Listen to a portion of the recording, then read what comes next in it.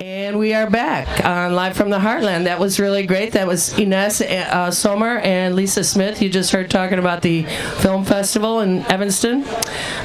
We now have a double. We have two aldermen at once up here, and we're going to kick it off. That's 2 weeks in a row that we've had aldermen on the show. 2 for the price of 1. And we are going to look for a fourth microphone, but right now I'm going to throw it to Michael James. Good morning, Michael. Welcome. Good morning. It's good to be here. Everyone who just tuned in, you are listening to Live from the Heartland on WLUW 88.7 Chicago Sound Alliance, and it drummed up quite a bit of excitement that we had runoff elections here in Chicago. And we're going to talk a little bit today with two aldermen, our alderman Joe Moore here in the 49th Ward, and a newly elected alderman, Ameya Pawar, and he's taken over the seat in the 47th Ward, an old Democratic stronghold powerhouse. Used to be run by a guy named Ed Kelly, and we're going to talk a little bit about the aldermanic runoff elections, the new city council makeup, and our hopes, aspirations, and apprehensions going forward with a new face on Chicago City Council. So good morning to you two gentlemen. Good morning, Michael. And before we go on, I want to make a once-in-a-lifetime offer to Katy Hogan. I have a bridge in Brooklyn that I want to sell her. I just got it today, but I don't want to hold on to it. I'm going to offer her a great deal. You accept that bridge? You bet. And anything else you're flinging my way. And in case I already took responsibility for it early in the show. If you did tune in late, the show last week is when I. If you tuned in late last week, Katy started off the show talking about a mini Walmart coming into our neighborhood, and it was going to be put right where the alderman's office is. We read this on April 2nd, so we were a little bit fooled by RogersPark.com, and we'll never read them again. No, we will. I'm only kidding. It was an April Fool's joke. Yes. Yeah. So come on, Katy. What do you mean? All right. So, good morning, Ameya Pawar. Hi, how are you? Let's start with you, because you're the newest face on the block. And how did you come to decide you were going to take on Eugene Schulter's would-be follower and to win that election? What led you to become a political activist and actually a candidate? You know, it was really just the city's budget and tax increment financing. You know, the city's at a financial tipping point. We can either continue doing things the same way and head in the same direction that Cleveland or Pittsburgh did many years ago, or we can take stock of how we spend our dollars and structure services sustainably so that, you know, the city looks the way it does today 25, 30 years from now. I got to say that we got two Cub fans. Both these aldermen are Cub fans, and I was really glad that the Cubs did win last night, although I was going for the sweep. The Hawks won, the Bulls won, White Sox were winning, and the Cubs won. White Sox blew it in the end. But it's good to have you guys here, and congratulations on the Cubs victory last night. It was a great day yesterday, wasn't it? It was close to a great day. We needed the Hawks win, big, and we needed the Bulls win. And Joe, I want to congratulate you once again on really kicking butt in the last aldermanic election. And how does that feel after we all in the ward who have supported you were a little bit tangled up and twisted over the runoff the time before? It put a lot of work into everyone's ballpark, so to speak. And then you, this last election, you really did a good, you brought it in. How's that feel? Feels great, Michael. And it felt great to be able to help other friends in their runoff elections rather than trying to save my own political butt in a runoff. So I was really happy to help Deborah Silverstein out in the 50th Ward and John Arena in the 45th Ward. Those are two very momentous and historic victories, as well as Ameya's victory in the 47th Ward. I've been on the council for 20 years, and I don't think I've ever been more optimistic and excited about the future of the city council than I am right now. Well, why don't you follow it up and talk a little more about your optimism and what you think it's going to mean. We are faced with a lot of challenges that we'll talk a little bit about, whether it be privatization, whether it be coal-fired power plants, whether it be the budget, whether it be the new mayor talking about cutting back on labor, whether it be perhaps cutting the council in half, and you are optimistic. So give us a little give us a hit on. I'm a progressive, so you have to be optimistic. Well, you have to believe in. We're with you. I'm just asking the questions. Hope and possibility, and there are going to be some challenging times. But the reason I'm optimistic is, I think that the caliber of and intellect and independence of the city council has been raised considerably by the election, both the runoff election and the election previously. We've got Ameya, first-class intellect, very thoughtful, incredibly independent, owes his election to only the people of the 47th Ward, not any other organization. He'll be the first to tell you that he's in this great position where he doesn't owe anybody anything other than the voters who put him in. Wonderful place to be in. John Arena, really smart, independent guy, elected, the guy with his kind of progressive brand of politics, elected in the 45th Ward, which is in the heart of the Northwest Side Bungalow Belt. Very thrilling. Deborah Silverstein finally threw off the yoke of Bernie Stone, and for the first time in 38 years or longer, the 50th Ward is now free and has someone who's really bright and energetic, and someone that is going to be working closely with us. That's good. And just so anyone who missed last week's show, they should know that we did do and have an interview with John Arena. And we're not taking any credit for getting him over the hump, but we were glad to have him here. And you can get it on YouTube if you go to youtube.com/Heartland Media. Last week's show is up. And except we might take it down because of my coughing gymnastics. I forgot that we were on film. I'm not sure if we gave the kind of credit due on the story of your win, Ameya, in 47th Ward. Reminded me of when the 49th Ward threw off the yoke of machine politics. The people spoke. That sort of feeling was electric. It was thrilling in 1979 to win. Do the win with David Orr in this ward. 47th Ward, you were... Katy, by the way, Ameya wasn't born yet when that happened. I know. That's really great. I love that. Well, one, I love that the both of you are here, I'm sure that Ameya is taking some tips from your great experience, particularly as a guy... That's why we were here, is when Michael called the other day to find out if we were going to be on, if I would be on Live from the Heartland. I said, well, I'll be at the Heartland with Ameya, and so I suggested he would be a great guest to go on with. Absolutely, it's great it worked out. Yeah, I was actually. We were actually going to call Ameya as well because Ameya. All right, I can't take credit for that. No, you can take credit for all kind of things.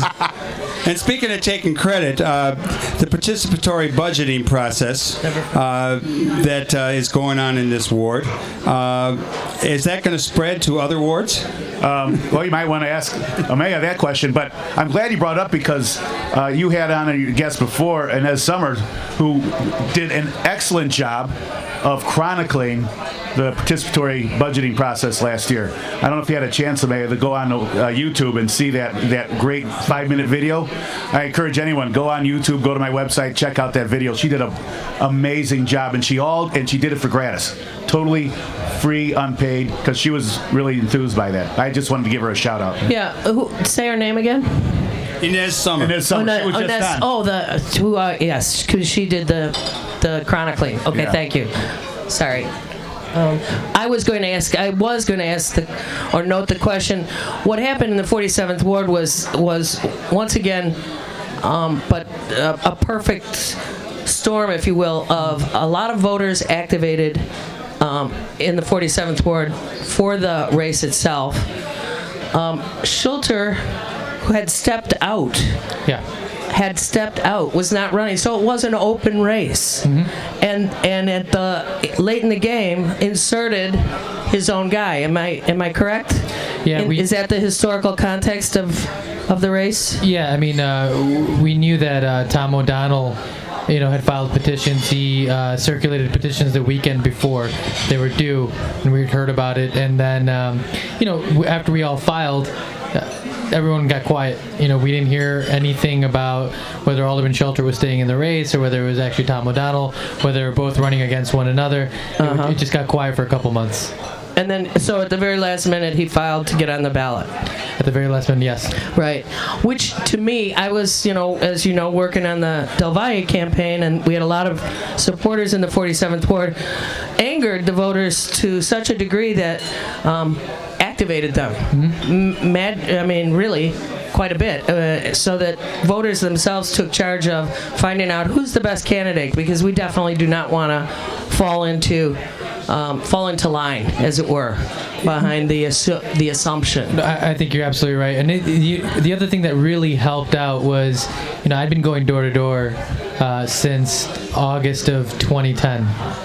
So we were going door to door for 6 or 7 months at that point, and we weren't targeting Democrats or Republicans or Independents. We went after everyone. You went for voters. You went for neighbors. Yeah, and the idea was that we didn't have the resources to follow any walk sheets or poll sheets. We just knocked on every door that we could and just talked to everybody and hoped that they would cross over. And if you look at the numbers, we carried 43 of the 52 precincts. We got 8,000 votes. If you look at that, nice. You'll see that it clearly wasn't just the regular folks that came out and voted in the municipal elections. There were new voters, and I think people from the other side of the aisle also came out to vote. So Sure. It's interesting to hear someone talk about the other side of the aisle in an aldermanic race. What were you going to say, Michael? Well, I was going to ask Ameya to tell us a little bit about himself. I mean, where he grew up and where he went to school. I know who he roots for already. He's a Cub fan. I'm sure some other teams too. But I'm always interested to know. Don't worry, Michael. They're flanked by Sox fans. We got them flanked. We're all in Chicago. Chicago is our turf. We love them all. But I'd just like to have you give a little biographical sketch and Sure. Tell us about yourself. Well, my parents are immigrants from India. My father came here to the States in 1972. We lived in Rogers Park. I was born in Rogers Park. That's why you're so cool. All right, we got it. Yes, let's hear it. Made in Rogers Park. All right. And then we moved out to the suburbs when I was about 8 years old, and I grew up in Des Plaines. My background is in emergency management and social vulnerability. So the work that I've been doing over the past 4 or 5 years connects what happens during and after disaster to the pre-existing conditions in the community. Things like tax revenue, capital improvements, levels of poverty, issues related to education. All of these things come into play during and after disaster and impact recovery. So if you understand your community before disaster, you'll do a better job of helping them respond and recover. The same approach we took to this campaign. That's excellent. I love that approach. Did you go to UFC? I see you have a UFC shirt on. I did go to University of Chicago, and I'm still a graduate student there in the School of Social Service Administration. So you're going to graduate school and being an alderman. Well, I'm taking a leave of absence. Right Okay. No, well, hopefully you'll take it for a while. Well, Joe Moore, we announced or had a guest on 2 weeks ago highlighting this year's Saving Green Together series, and you're going into the third week, which I think Mondays is Saving Green, starting with the studs, talking with experts about advanced steps for greening your home. It's the third of 6 in the series, and it's at the United Church Rogers Park, Monday nights at 6:30. Third year in a row. You're doing so much good educating of our neighborhood. I just thank you so much for that. How do you feel this is going? I know you were out of town for the start of it, the kickoff, or we would have had you talking about it, but how do you feel this series is going? It's the next, I know, step next in a series. Right. It's going very well. We're providing folks, anyone. I mean, you don't have to just live in the 49th Ward. You can live anywhere within the sound of my voice. Good point. Teaching them some very valuable tools on how to make their homes more energy efficient. And save money as a result, and ultimately save the planet. The single greatest contributing factor to global warming are not coal-fired power plants, although they are a factor, not automobiles, they're homes. They're buildings. Right. Buildings built in this country have been built very energy inefficiently, largely because energy was, up until recently, was pretty cheap.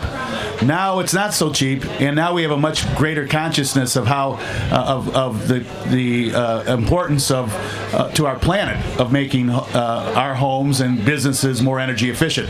So this has been a series of workshops every Monday night at 6:30 at the United Church of Rogers Park at Morrison, Ashland, that talk about different aspects of saving energy in your homes. And the one that's taking place this Monday is one that we had sort of do-it-yourself things. These are now kind of more advanced. We've gone from energy efficiency 101 to energy efficiency 201. We're at the 200 level now. Yes. But even if you haven't been to the other workshops, it's still an important one to go to. One of the things we're going to be doing is hooking people up with good vendors and contractors who can help you, who will charge you reasonable rates. These are all people that the neighbors came up, and they're reputable. They're not campaign contributors, and it's a way of hooking people up with good resources in our community. That's excellent. Let me just let folks know they're listening to Live from the Heartland on 88.7 FM, Chicago Sound Alliance. And Michael, we're going to take a short musical break, okay, and we'll be right back with more of the Alderman on Live from the Heartland. Okay. And we're back. We're back up here on the stage at the lovely Heartland Cafe. We're in the corner of Rogers Park. We're actually at the corner of Glenwood and Lunt in the heart of Rogers Park, where we bring you another edition of Live from the Heartland every Saturday morning over WLUW 88.7, Chicago Sound Alliance. I am Michael James and Katy Hogan here. And we are talking with Alderman Joe Moore and the new incoming Alderman Ameya Pawar.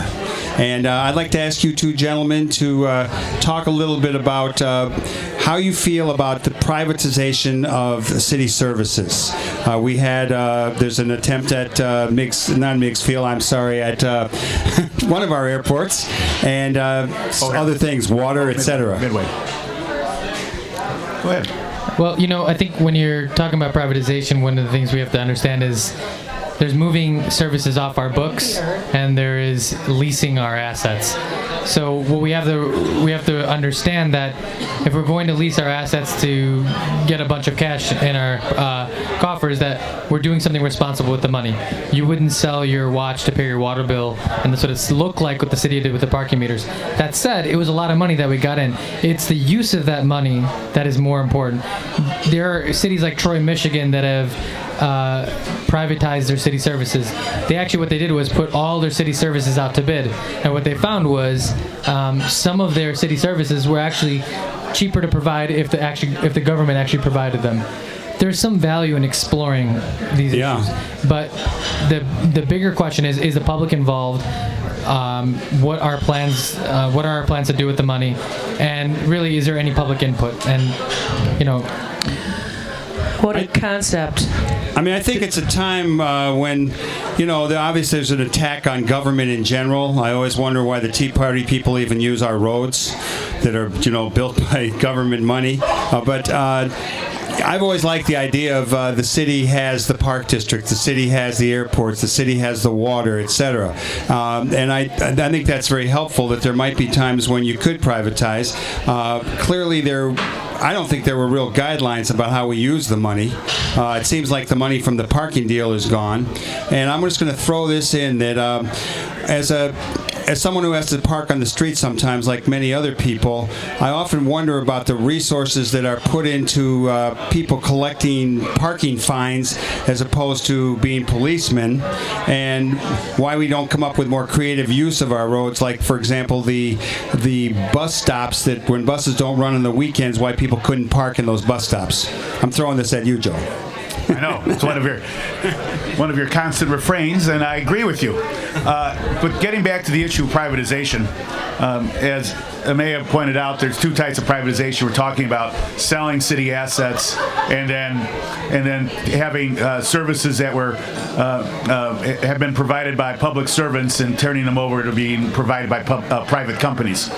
The first one, I have reached a decision. I think that the sale of city assets, and I don't think I can envision any point in the future supporting any privatization of city asset. Oh, that's clear. One, because for the reasons you stated, that they belong to the public. But even if you could make an argument that we're getting a good value by selling off an asset, you can't trust politicians to handle the proceeds from that sale in a responsible fashion. And I'm not. And this told to you by someone who could be called a politician. Yes, folks. And I don't mean to be, knee-jerk, anti-government, anti-elected official. The fact of the matter is that we, as elected officials, are run for elections. Our job is to make people happy. And our job is to try to avoid making people unhappy. The easiest way to make someone happy and avoid tough choices is to dip into that piggy bank of money that was derived from the sale of an asset and use it to balance a budget, to provide another service or some benefit to the public. The fact of the matter is, even if the current administration, whoever they may be, is responsible about handling the money, there's no guarantee that 5, 10, 20 years down the road, there won't be someone else who's not as responsible, who was elected by the people, who will say, hey, there's a pot of money that I can use to avoid a tough decision, not to raise taxes or whatever, or to provide some additional benefits to people so I can get reelected. Well, the problem, isn't it, is that the money's gone. I mean, they sell an asset like the streets and the ability to tax people on their cars, parking-wise. Yeah. If there is a way that you could ensure that money, those proceeds would be invested, right, spent wisely over the course of the existence of the lease, yeah, you could do that, but there's no way of assuring that. There is not, to use a phrase that was used in the 2000 election, there is no lockbox that you can put that money into. Yes, exactly. Exactly. So what do you foresee being the biggest issues facing the new council that'll be sworn in May? 3 issues. 3 issues. The budget, and the budget. Oh, and Ameya, what do you have to say about that? I agree. I think it's the budget, but also tax increment financing. I think. Did you say tax increment finance? I think one of the things that I'm hearing over and over again in my ward, and I'm sure you're going to hear this all over the city, is that there isn't if you talk to parents, and in my ward, if you're paying $15,000 or $20,000 a year in property taxes, and your child only is guaranteed a K through 8 education, and you hope that they then test into a selective enrollment school, and if they don't, then you're paying for private school. Exactly. If you're paying $20,000 a year in property taxes, and then you spend another $15,000 a year on private schools, couldn't you just go live in Highland Park? And so that's the issue. People feel like they're being priced out of the neighborhoods. They're not getting the type of education that their kids deserve, and I think that's inextricably linked to the budget, and we can't talk about them in isolation of one another.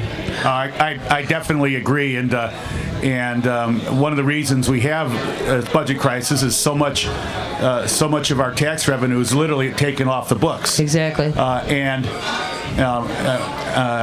And inextricably linked to making budget decisions is transparency. One of the reasons people are so cynical about government in this city is that for too many years decisions were made in private, behind closed doors, by people who I will say are very well intentioned, but the fact of the matter is they didn't trust the people. And you mentioned our participatory budgeting process. One of the reasons it's so popular, not only here but across the nation, literally, is that it's done in a very transparent fashion, and people are told, we trust you. Oh yeah, we trust you to make decisions. It's magnificent for that. It's really magnificent for that, and I'm going to be interested. We'll come back to it because we don't have time, but we should do a show where we talk about what we've learned from one year to the next, because I can tell you the voters have learned something. Yeah. They said, okay, we got to have at least some street repair. Right. Darn it. Right. But anyway, yeah, kudos on that, and continuing going forward. Another question? You're listening to Live from the Heartland, WLUW 88.7 FM on Chicago Sound Alliance. We have a good 10 minutes left, so we're going to, Michael, you got one? Well, you guys are both politicians, so I know you'll be really deft and suave in how you answer this. Elected officials, and you both make me happy. Public servants. However, we'll see how you answer this one, you public servants. We have a new mayor. This is quite a monumental transformation going on in our city. My most cynical side says, it was the big switcheroo. Bill Daley goes to Washington to be the chief of staff, and Daley announces late that he's not going to run again, and then we get Rahm Emanuel coming back here. So given that side of me, there's also sort of the open book, want to give the new mayor a good shot at things. So I wonder where your take is on it, both of you, what you think about the new mayor, as well as the council and how you'll interact. Well, I'll go first. I must say that so far I have been very impressed with the mayor-elect, the way the mayor-elect has handled himself, and perhaps more significantly, how the people around him have handled themselves. I've had more communication with the new mayor-elect's top staff in just the 2 months since his election in February than I had in 2 years with the current mayor's staff. And I really think that the reset button is being pushed, and that the old, independent versus machine paradigm may no longer be in existence. That's not to say that I and Ameya won't have some very sharp differences with the new mayor. We may very well have those. But the fact of the matter is that already their style of doing business is much different and much more open and much more conciliatory than the last mayor's. Well, I certainly don't think anybody could out Daley. And I'm just wondering, as we sit here, I wonder if our neighborhood is on his tour of neighborhoods. His outgoing. Ameya, what do you think about the new mayor? I haven't been called yet. Yeah, okay.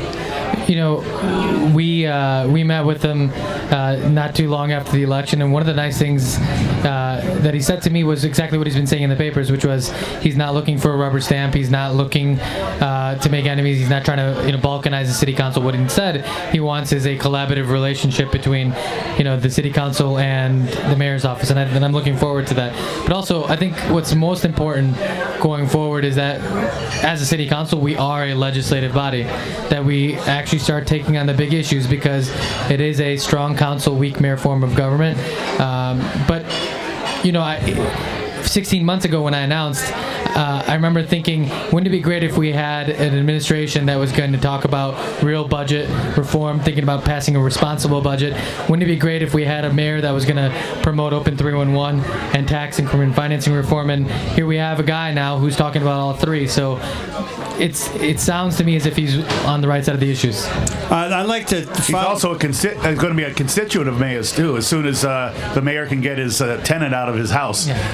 That was the other story. Oh yeah. Is Bell School in your ward? It is. Aha. That's where John Arena's kid goes to school. I had 2 kids go there. It's good. It's a great all school. schools in Chicago should maybe be like Bell. Yeah. They seem to have their private line of resources over there.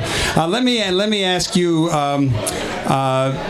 Either of you who wants to take this on first, what do you think Mayor Daley's legacy will be? I think I liked the mayor a lot when he challenged the Republican administration downstate and did a little airport deal over there with Gary, Indiana.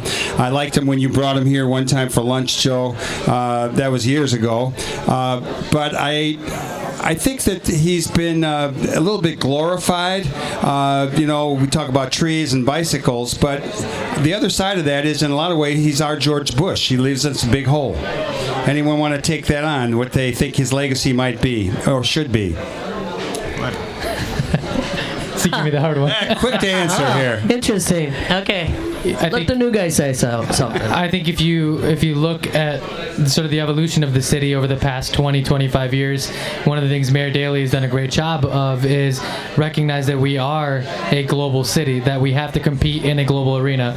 Now, how he's implemented that vision is probably where things become problematic. We piecemealed service. Some wards have gotten a lot of attention, some wards haven't, in terms of financial resources. That's the real issue in the city of Chicago. We operate like 50 small kingdoms instead of one big city. So that has been one of the issues that we have to move away from. But I think in terms of, if you look at the city of Chicago over the past, again, 25 years, we're not like St. Louis. We're not like some of the other urban areas where people don't actually live downtown. Where the downtown's a ghost town after 5 p.m. We got people moving back in over the past 20 years, and now we got to figure out a way to keep them here. Great answer on Ameya's part. I agree good. Totally. I would say this: in judging this mayor's legacy, you have to judge it in context. You have to judge it with the legacy of the one of the great mayors that came before him, Harold Washington. Yeah. With Harold Washington's election, he changed the paradigm then. He said, every sector of this city has to be treated fairly, and he went about doing that. And this mayor, Mayor Daley, to his credit, did the same thing. But he had to, because Harold had done it. And that's why I'm answering this in terms of the context. Right. But he continued that legacy. I think the focus on the neighborhoods, including our neighborhood, was very admirable. And a lot of the things that we have gotten in this neighborhood, a new library, the park, the community center, all those things, the new schools were as a result of his attention and commitment to the neighborhoods. That is the positive thing. Yeah. The negative aspect to his legacy is the thing I referred to earlier: the lack of transparency, the lack of openness, which has bred justifiable public cynicism. It's going to be very difficult now that we have to make tough budget decisions to overcome the cynicism that exists. That all we have to do is just cut waste, fraud, and inefficiency, and we will have a balanced budget. We need to cut waste, fraud, and inefficiency, no question about it. That'll probably save us about $100 million, not a small amount of money. But it's not going to help us overcome a $1 billion budget deficit. And the only way you're going to be able to do that and bring people along and making tough decisions is to do things openly, transparently, and to trust the people. Right. And that point, which I think you should know that a lot of voters do get now, that there was a time when corruption, inefficiency, and double levels of workforce not doing things was a large part the only thing we needed to solve. In the era of now and this economy, to what extent is Chicago's financial viability or lack thereof resting on what has to happen in Springfield? And to what extent should our mayor be operative in both arenas, better or worse? Well, he clearly has to operate in both arenas. The problem is that the state of Illinois is even in worse shape than we are. I know. And they have unfortunately attempted to balance their budget on the backs of cities throughout the state of Illinois, including Chicago.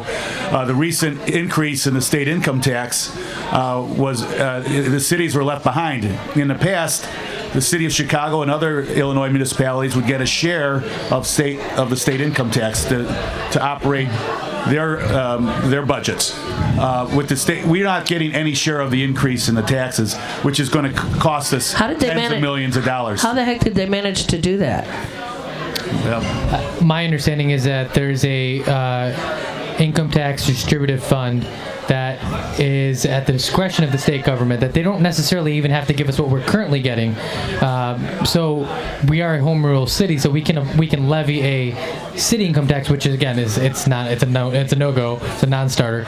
But my point is, one of the things that I'm hearing out of Springfield is that if the budget situation downstate continues to deteriorate, and it is, that they may even short us of another couple $100 million that would be coming to us otherwise. And that would, again, we're talking about a $550-600 million budget deficit this year.